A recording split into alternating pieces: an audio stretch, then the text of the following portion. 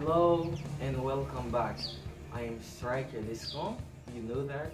In this lesson, I'm gonna show you 6 idioms used by native speakers, and I am glad to join you on this video. Salut tout le monde, non pas c'est Striker, your teacher, professeur Paula, et bien dans leçon ça, je vais vous montrer 6 idioms que natif yo utilisé dès qu'il a parlé. Et moi très content de rejoindre vous dans la vidéo ça. Pas oublier like vidéo et abonner avec chanel la super professeur. Do not forget to share it to your friend. I am coming back.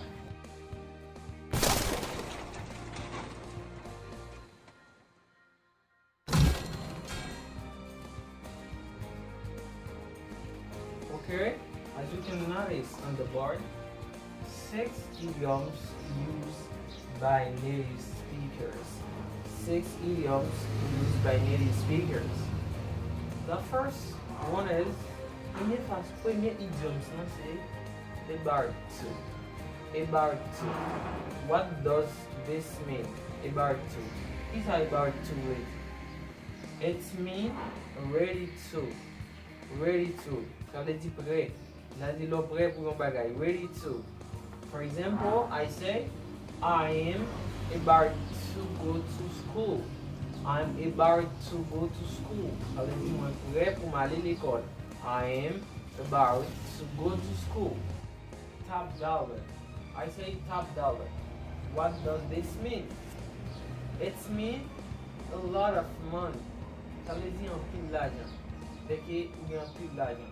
Top dollar. A lot of money. Un pile d'argent. I can say, I pay top dollar for this book. I pay top dollar for this book. This is the idioms. Top dollar. Top dollar. I pay top dollar for this book. Speak English like an American. This book is fascinating. Fascinating means very important. If you want to speak English like an native, you can buy this book. But me, I pay top dollar for this book. Okay, but here we got out of work. Out of work. I mean, unemployed or not working. Ça veut dire si un monde qui pas employé ou un monde qui pas travail. I said Stevens was out of work for 4 years before finding this new job. Ça veut dire si Steven pas travail pour une année avant de trouver un nouveau job ça. Quatrième idiom c'est out of my budget. It is pronounced as budget. Budget. What does this mean? Isa sa veut dire out of my budget. It means too expensive for me. Ça veut dire un bagage qui trop cher pour moi. Un bagage qui vraiment coûte pour moi.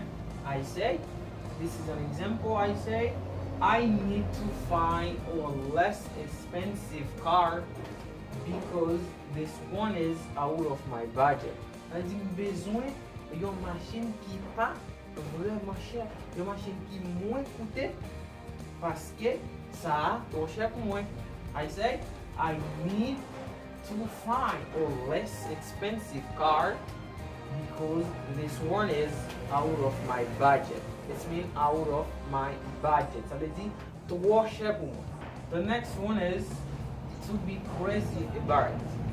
To be crazy about. I mean, to like very much.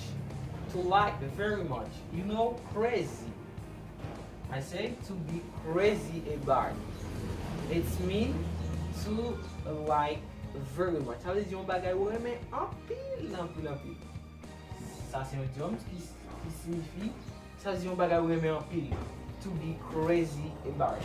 I take an example and I say I'm crazy about Jesus.